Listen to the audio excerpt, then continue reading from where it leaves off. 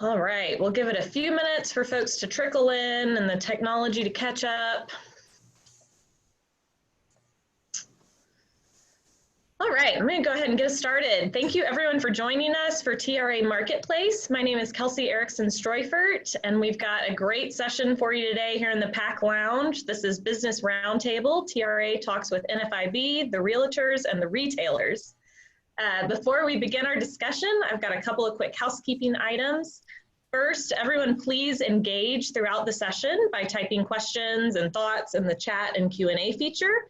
We'll be monitoring those as we go. And second, I want to make sure to welcome and thank our PAC Lounge sponsors, Marsh Wortham and Monty and Ramirez LLP. These are great partners of the Texas Restaurant Association, and we really appreciate them making today's session possible. So without further ado, I'm going to kick off our session with quick intros of our panelists.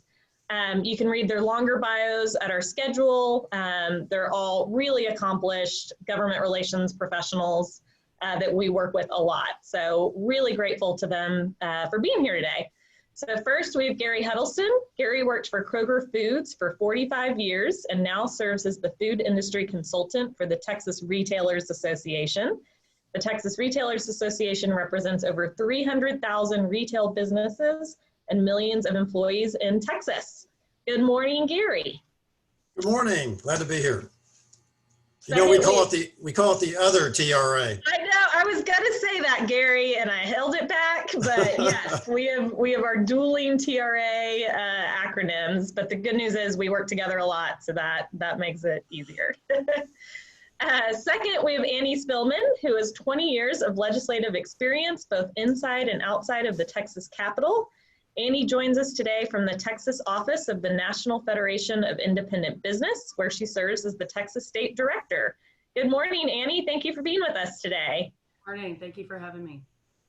And last, we have Julia Parento, who has worked in real estate advocacy and related organizations for nearly 20 years. Julia joins us from the Texas Realtors, sorry, we got a lot of retailers, restaurants, realtors, where she serves as the Director of Public Policy and Staff Lobbyists. Hi, Julia, thanks for being with us today. Thank you for having me. And we rebranded last year, so we're Texas Realtors now, so we don't have the TAR-TRA confusion, so just trying to help. Perfect. Well, so for those who are watching, these three organizations are really some of the best in Texas, and we're lucky enough at the Restaurant Association to work with all of them really closely, you know, to grow the Texas economy and make us an even stronger kind of pro-business state. So, but of course, one of the things we all have in common is we've all been impacted by COVID. So I thought I'd just kind of start by asking each of y'all, how has COVID affected the businesses and the industries that you represent? Who's doing well? Who's hurting? You know, just kind of where are we at right now with COVID in your segments? Annie, I'll start with you. Sure. Thank you again for having us. And again, we represent small business. Most of our small business members have about 20 or fewer employees, often have even fewer than that. And the interesting thing about NFIB is that we represent so many different economic sectors. So we get a good outlook of essentially what the outlook of the economy is going to be when we hear from our members. Unfortunately, it's not great. You know, the saying, you know, as goes small business, so goes the economy. We have so many members in so many sectors like the retail industry, services industry, manufacturing, wholesale, construction. And it's all very cyclical with this pandemic. You know, they all do business with one another. And we, you know, just a quick little anecdote, we had a member who works on compression parts. Well, when the restaurants and the bars are shut down, that's a large portion of his business. So it's folks that you're not even thinking about that are being affected. First and foremost, as you all know, for small business owners and really any business owner, their priority is keeping their doors open so they can keep people employed and taking care of their customers. And obviously this has all sort of been out of their hands.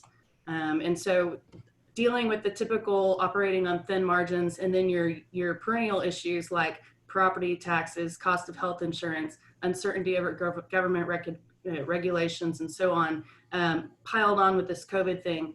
And, you know, our members aren't doing great, but they've been resilient. They're holding on. Many have said that if they don't get any further financial assistance through that PPP in the next, coming months, that it's looking bleak.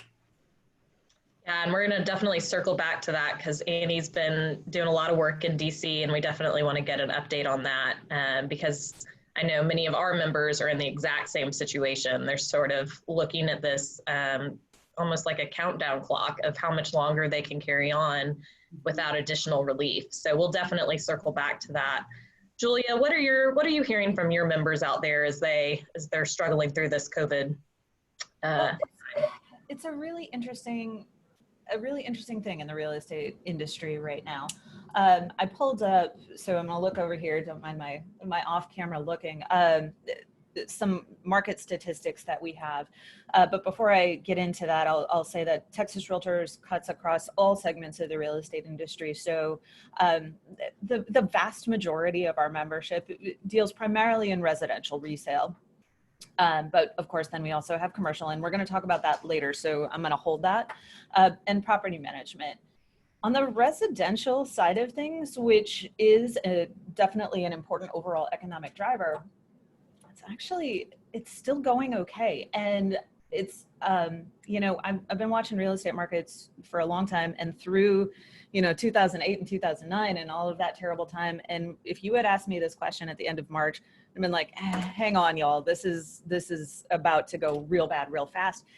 And we saw some drop off, and in some markets like the Dallas-Fort Worth market, really kind of fell off a cliff for closed sales right at the end of April. But it has leveled out overall statewide, and Texas is a massive geography. So, if you want to dig into any specific markets, we certainly can. But our median sale price, again, for residential property is up almost 10% over last year. Closed sales are up 22%. Where we were seeing a problem in the real estate market before the pandemic was on the supply side. We were already undersupplied, and that hasn't gotten much better yet. So we were undersupplied in 2019, and we're 25% down on active listings from that. So that kind of makes sense as to, you have a lot of demand compared to the supply that's there. So overall, I mean, again, real estate is very local, so different segments of the market are maybe not having those same results. But as far as the health of the residential real estate economy, it's still going okay. Now, I think we're going to get into a lot of other things, as Annie was talking about, businesses that have been hanging on so far. If they are not able to keep hanging on, then you're going to see tumble down into our stuff. And we'll talk about commercials some more later. But right now, our members are cautious, especially those who were through the last recession. They've done a lot of business planning to make sure that they kind of stay level, and that they're planning smartly for their own future. But they have been able to do deals, so we're optimistic about that. That's good to hear. Gary, what about you? What are you hearing from our retail partners out in Texas as they deal with COVID? Well, thank you. And thanks everybody for joining in. I'd say at Texas Retailers Association, we have a tale of two cities. We've got the essential businesses that when the COVID season first started, really did very well. And the biggest challenge was out of stocks and supply chain management and getting product to grocery stores. We all know about the paper shortages and the cleaning supply shortages and those issues, which were problems to our grocery retailers. But the good news is that they were open. And then you had the home improvement sector that also had a large number of sales opportunities, as well as in the pharmacy sector that was open during the shutdown. And since that time, sales have leveled off in those three categories of retailers. But I would say it's still strong because a lot of people are staying at home. A lot of people are eating at home, unfortunately for the Texas Restaurant Association. But people are at home, they're doing home improvement, and of course they need their prescription drugs. Now the other segment that has exploded has been online. Amazon doing extremely well as other online retailers. And then you've seen a lot of our retailers go to online and curbside pickup. In the grocery business, curbside pickup is exploding. That business is up like 40%. Customers ordering online, picking up at curbside. Then you look at the fashion retailing. We talked about in jewelry retailing, not so good. That's the other side of the coin. And we've seen, unfortunately, some bankruptcy in some major members of the Texas Retailers Association. But many of our fashion retailers and other retailers are being creative and doing a lot on ordering online, curbside, home delivery, trying to, quote unquote, hang on until the pandemic works its way through. Absolutely. Let's talk about, we've mentioned a couple times sort of this hanging on concept. And I think we were all hopeful that Congress would get a deal done. I guess that was a week ago. Days get kind of strung out at this point. But that, of course, did not happen. Now Congress has gone home, but there's still murmurs of negotiations and a deal potentially coming together, in September. Annie, I know you've been really involved in these conversations. Can you give us any hope out of DC? What are you hearing? There is some hope. So we just spoke with Senator Cornyn's office just before I jumped on here with our members. And, they are working on the next stimulus package to include many components, including some of those liability protections that I will say Senator Cornyn is taking the lead on. And I know that all of our members, it's very critical to them that there are some sort of liability protections. There's in any sort of crisis or situation, there's going to be people that take advantage of that. And unless the business is grossly negligent, then there needs to be some protections for them. It includes some of the tax relief, including keeping that employee retention tax credit, even if they took advantage of that PPP loan. But what we've been told is that, obviously they're still bargaining on either sides, but they're confident, Cornyn staff, that the stimulus bill, maybe a week and a half from now, will include sort of that small business framework that I think all of our associations sort of agree on. And apparently it's going to be the backbone of what's going to be proposed. Some other things that includes are even some of the UI, the unemployment reform, making sure that those payments they don't go above what their wages were, so that it encourages people to get back to work. I mean, I was just speaking with somebody who's in the staffing industry and said, there's like 800,000 positions open right now. But I digress. But it sounds like they're, because there are so many components, and just our organization, I think, has worked with somebody else nationally, that we do have about 5 solid components of that we're asking for. And of course, I think they'll get there.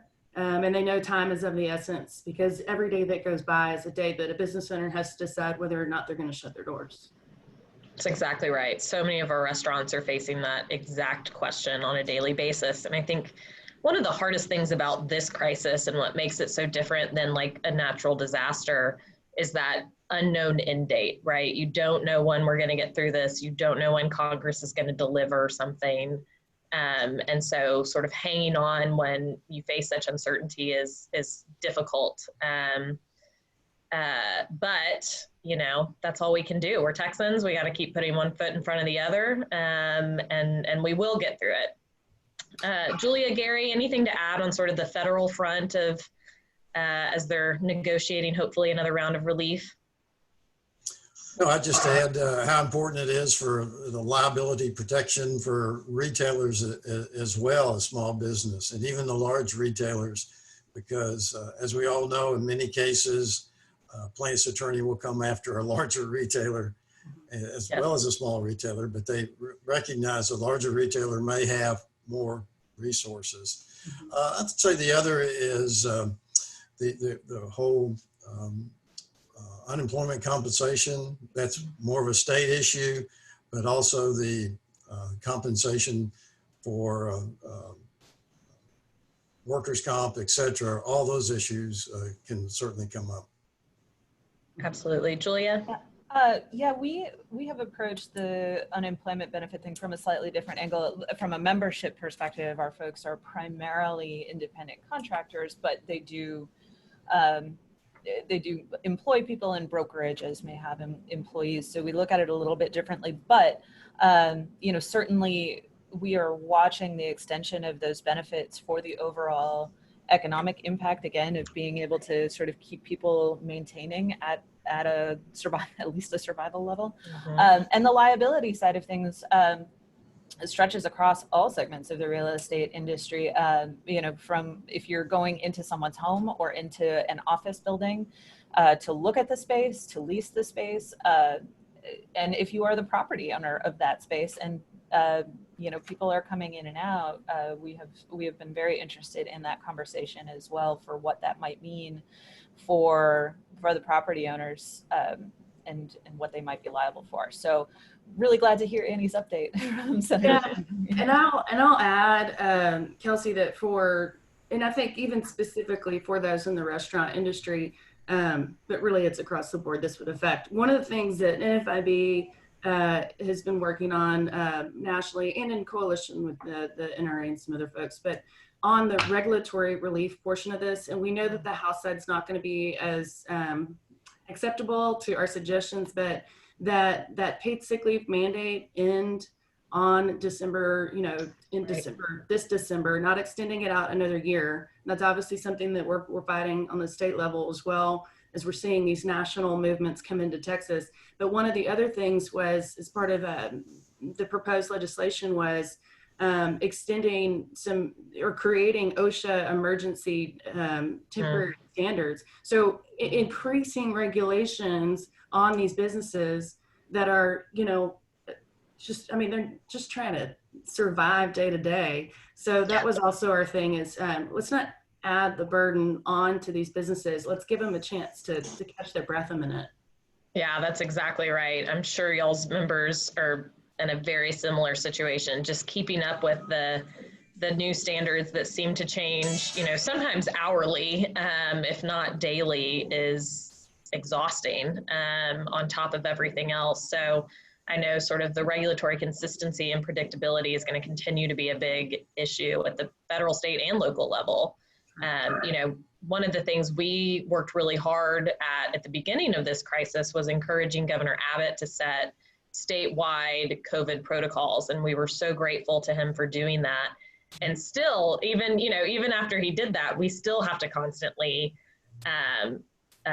talk to our local officials about sort of what that means and where those boundary lines are, because they do get really creative.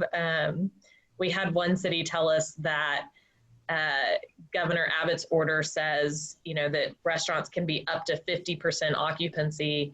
And so that means he, as a local official, can set that standard at 25%, because that's up to 50. So it's just things like that where you're like, wow, thank goodness we at least have this statewide standard we can point to, because they get really creative out there. Kelsey, I'd bring up, let me follow up on what Annie said about OSHA. That's a big concern in our business as well, especially in the food industry business, where if indeed you have a positive case, have to report it to OSHA.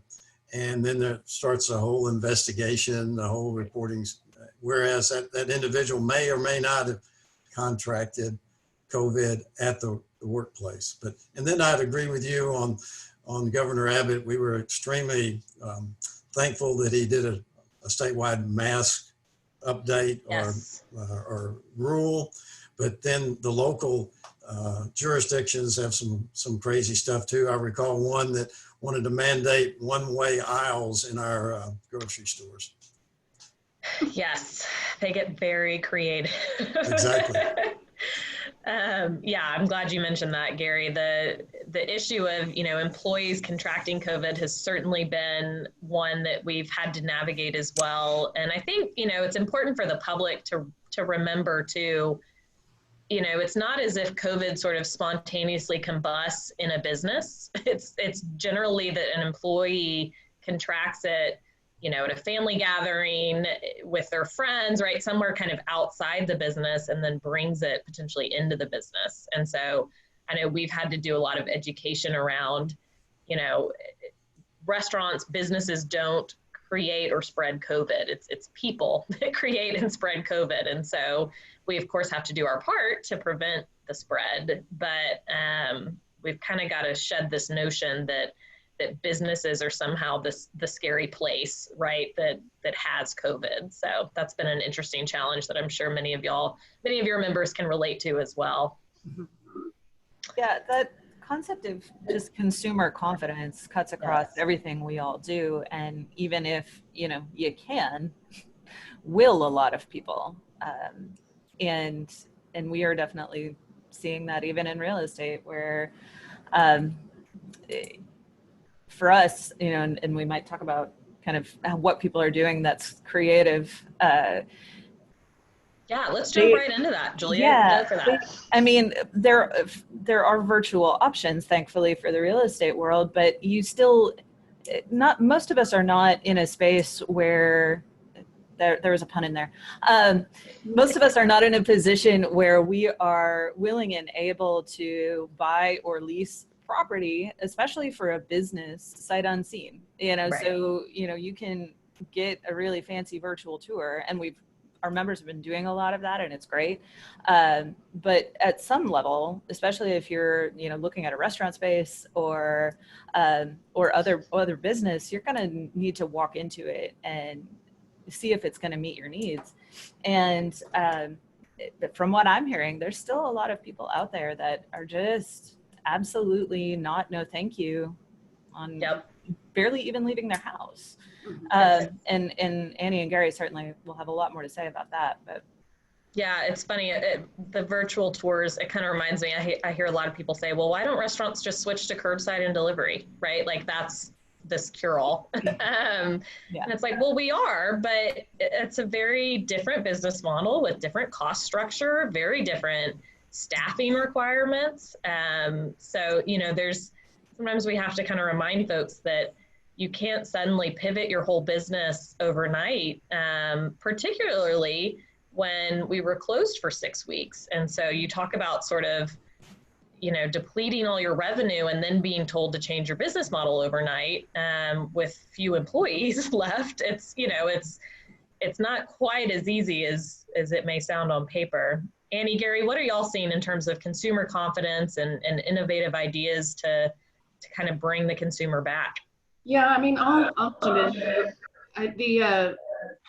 For smaller business owners, obviously it's thin margins, and it isn't just flip a switch. I mean, it's an administrative nightmare to try to restructure your whole business, and I think it's just sort of I don't know, this disingenuous for people to think that, well, they could just figure it out and change it. And a lot of our folks have pivoted into certain ways. We had a brewery that was down on the coast that started doing the sanitizer. And I'm sure a lot of y'all have heard of that. But I mean, you have people who it's about uncertainty too. If they start a new model, or they order new inventory for that model, or they do some changes that cost money, and they're afraid once they might implement that, is the other hammer going to drop, and then that doesn't work either. So it's just the decision too that we've heard from our members, and it's very sort of morose, but it's like, is it worth it anymore to even try to keep this business open when I've got the government breathing down my neck, and just adding more cost to labor, adding more cost to my taxes, adding more regulation, and seemingly turning their back on these small business owners. And so that's sort of where they stand right now. And I'm sure you've heard the frustration from your members. Obviously we don't want things to shut down again, and we want everything to be reopened. But we sort of just have to handle it day by day and ask our government now that, we've been shut down in certain circumstances for those resources and protections so that they can feel comfortable in pivoting and, maybe recreating or reopening in different ways. Right. That's exactly right. I'd say in the food business, customer confidence and food safety, now it's shifted to the whole store cleanliness and safety coming into a retail store, whether it be a food store, a fashion store or pharmacy. And from cleaning the basket before you come into the store to making sure that the counters are clean and there's hand sanitizer available, wipes available, et cetera, is extremely important. And really, I think that's been a good thing, because reinforcing sanitation, especially in a food store situation, is always a good thing. I'd also say that it's also caused us to look at technology, the whole cashless transaction.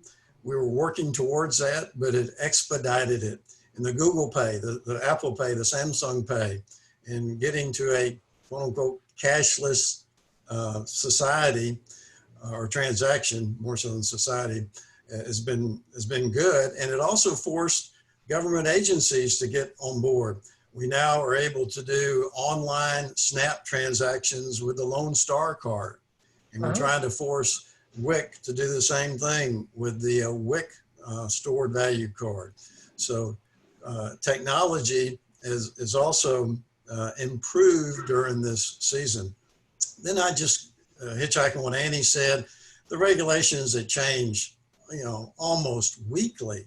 I feel sorry for our fashion retailers on the whole fitting rooms. At first, had to close fitting rooms and then quarantine product for a week, and let it sit before they put it back on the shelf. Fortunately, that now the CDC has changed that. Many fashion retailers are opening fitting rooms, and we all know it always helps to be able to put on a piece of clothing rather than take it home, it doesn't fit, and then have to bring it back. So the regulations have been good to some extent for cleanliness, but again, when they change, it's been bad for our retailers. Yeah, that's exactly right. And I'm sure y'all are experiencing this too, but even our regulators have a hard time keeping up. I mean, the poor folks at TABC, the number of calls I get from our members who have gotten 3 different answers from 3 different TABC agents. And I have to remind them, they're dealing with this too, right? It's changing for them on a hourly, daily basis. So we've got to all sort of show each other some grace at this point. It's no small comfort when you're trying to run a business, but I've been saying a lot to our folks as well that nobody, even if they have official letterhead, right, doesn't mean they actually know. Right. We did not get a COVID guide back in March. do your best. Yeah. It's all anybody can ask right now. Let's switch gears a little bit and talk about the legislature.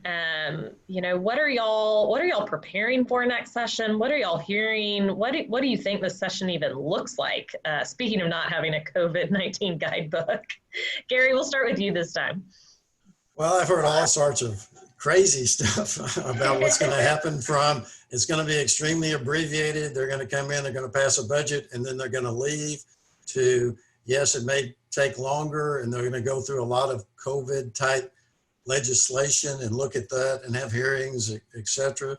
So there's no doubt there'll be more of this Zoom in terms of communicating with our legislators. But I've also heard that many of the committees are going to say it's going to be in-person committees rather than Zoom committees. So a lot of uncertainty. What I do know that the sales tax revenue is way down, and that's going to be a huge burden on the budget and a big pressure point. And so one thing that retailers were always concerned about, and we watch and we don't want to happen, is expanding the sales tax to other products that are non-taxable now. And we know that that's going to be probably a big conversation piece. Yeah, absolutely. I think the tax increase and how we balance our budget with decreased revenue coming in is very much on kind of every business group's mind. Yeah. Julia, or Annie, go ahead. Well, I was just, before I forget on that, obviously, our priorities are still going to be the same. We're just going to have to sort of emulate our members and maybe figure out a new way to advocate and to lobby.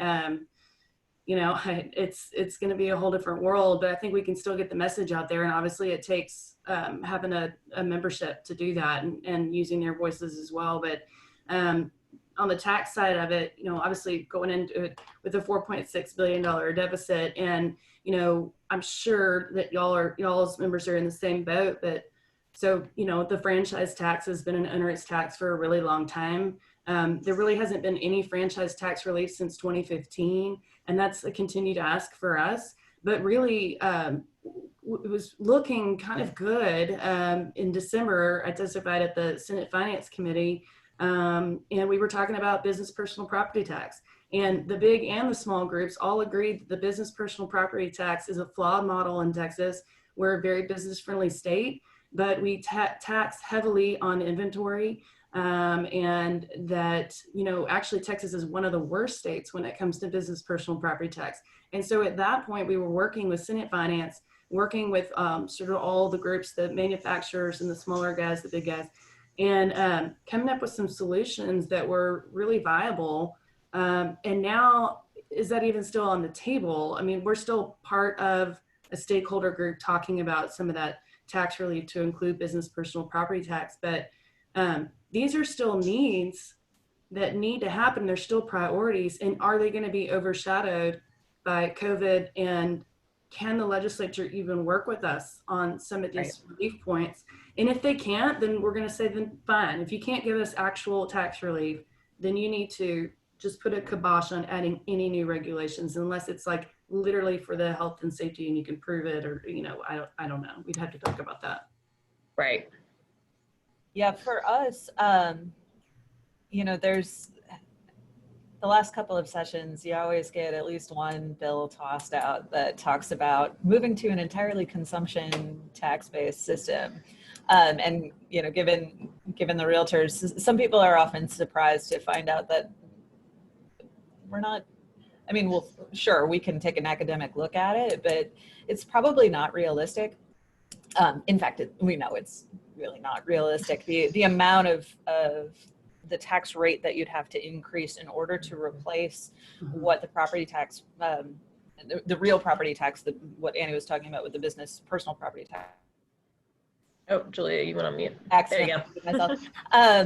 That's a very different thing. And so we definitely respect that the property tax is a stable source of revenue for governments. Now, I'm obligated to say this, that the Texas legislature, the state of Texas does not collect a property tax. So that is only levied by our local entities.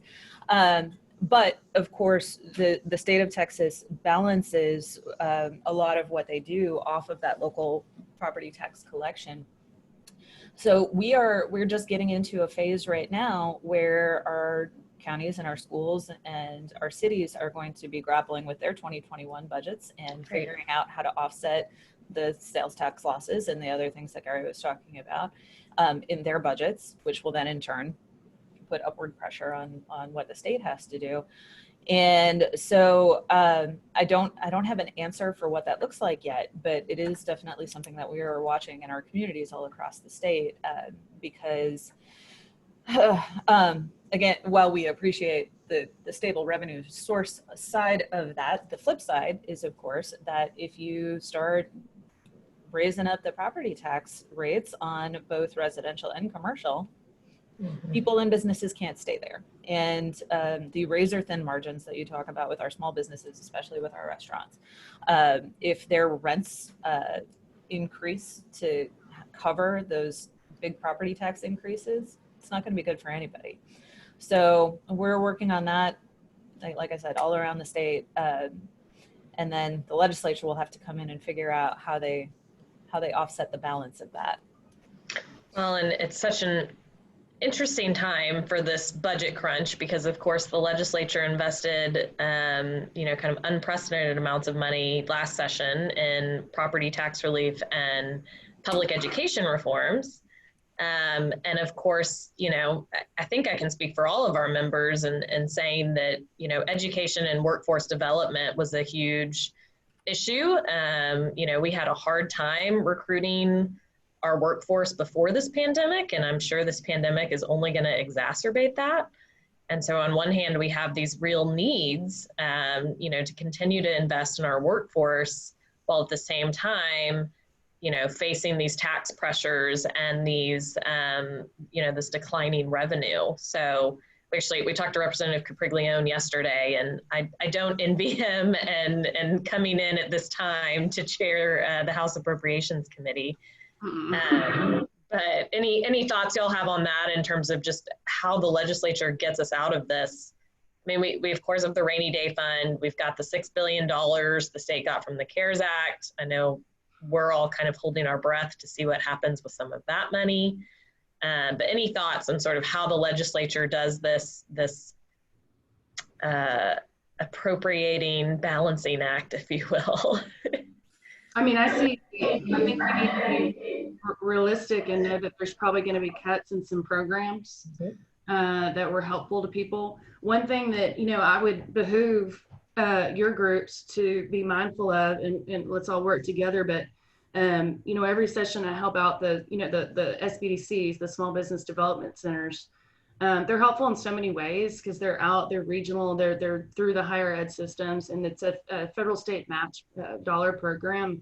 And so if we're not funding them here, they're not going to get those dollars there. And, it's just a great resource for people if they want to go start a business, or just they need business counseling, or where to find grants, and or where your employers might be able to find people and then do an employer-employee match. So, while I think we need to be prepared to go in, with our defense and our arguments on why certain programs need to be kept. But I know that it's going to be sort of a Sophie's Choice session. And like you said, I would not want to be in that position. And I am sure that they're already talking about what those options are going to be right now. Yeah, absolutely. Julia, I did want to get to commercial real estate. We mentioned that earlier and hadn't had a chance to circle back to it. What are you seeing in the commercial real estate market? It's obviously an issue that affects all of our members, especially in this crisis. Yeah, what's interesting about the commercial real estate market and the feedback that I'm hearing from our folks who work primarily in that sector is first and foremost that there's some delayed reaction happening. Like when you look at downtown office space, most of those were longer term leases, and so they're still hanging on. A lot of those businesses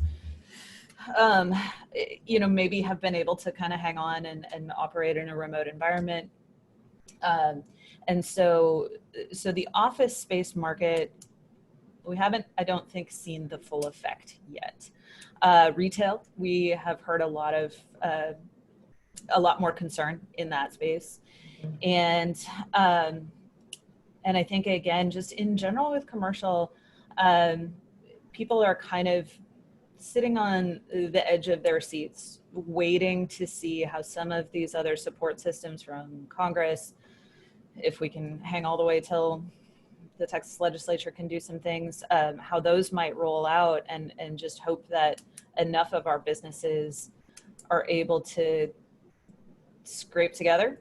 But fewer of them, I think, yeah, in certain segments of the market, they haven't quite tumbled yet, but there are a lot of folks who are really worried that we might be on the brink of that. Yeah, that's certainly similar to what we're hearing just in terms of the businesses themselves. Well, we've got 5 minutes here, so I just want to kind of wrap it up with, I love this collaboration. I'm so grateful to each of you for coming on and joining us today, and for all of the work that happens behind the scenes to kind of band together and work on pro-business, pro-growth policies. So want to kind of end with, how do we continue this? What are some of the areas where we can all work together to make Texas a more business-friendly state with a stronger, healthier economy? Gary, why don't you kick us off? Well, thank you. I was really encouraged with what Annie said about the inventory tax. I've been whining about inventory tax for 10 years, and especially in the food industry, where we're paying inventory tax on product in the back rooms that we don't even collect sales tax on. So I'd almost given up this session on talking about inventory tax, but Annie has reinvigorated me. Cross your fingers. Right. So I'm going to start talking about inventory tax again and doing something there. I think Glenn Hager has his work cut out for him. We've met with him a couple of times. He's a whole lot more optimistic than frankly we are. He'll be on tomorrow. So thanks, Gary, for a great plug for tomorrow's. Yeah. And he said, you know, the state got through this in 09 after the 08 challenges, and we'll do it again. So I think the key is more business for all of us as we reopen Texas, sales tax revenue, fuel tax revenue, etc. As regulations come down and people feel comfortable in getting out and shopping again and getting sales tax revenue back up. And I think that's where we can collaborate as the three groups to help consumer confidence and make sure that the customer feels good about coming back to a brick and mortar. And if they don't, continue to do online. I know in the food business, we got Halloween coming up. Trick-or-treating is going to be different this year, but I would tell you, because of kids being at home, etc., candy sales are up 50%. Oh. I believe it. My waistline believes it.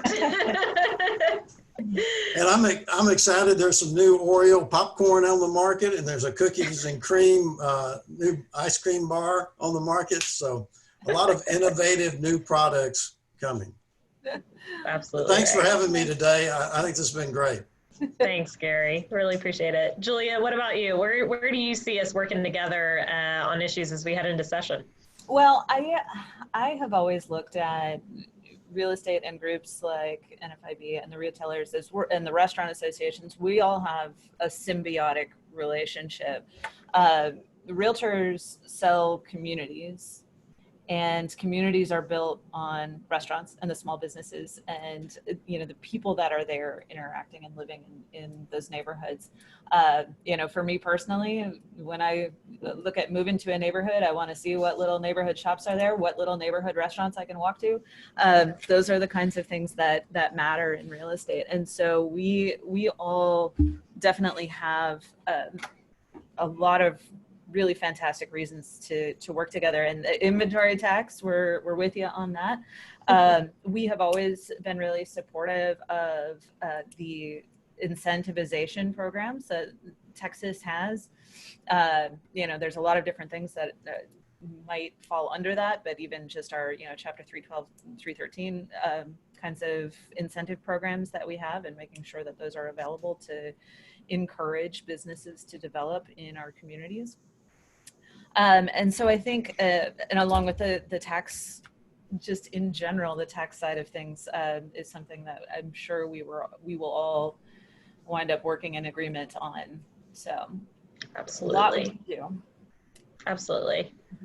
All right, Annie, bring us home. Yeah, just the last, you know, I know less than a minute. I think we should all still stress to these regulators that, you know, prior when they add, you know, I always say regulation is the hidden cost. And anytime the regulator adds cost onto our business operators, whether it be through tax or through regulation or a mandate, generally we say, well, that's just going to be passed on to the consumer or the cost of labor, et cetera.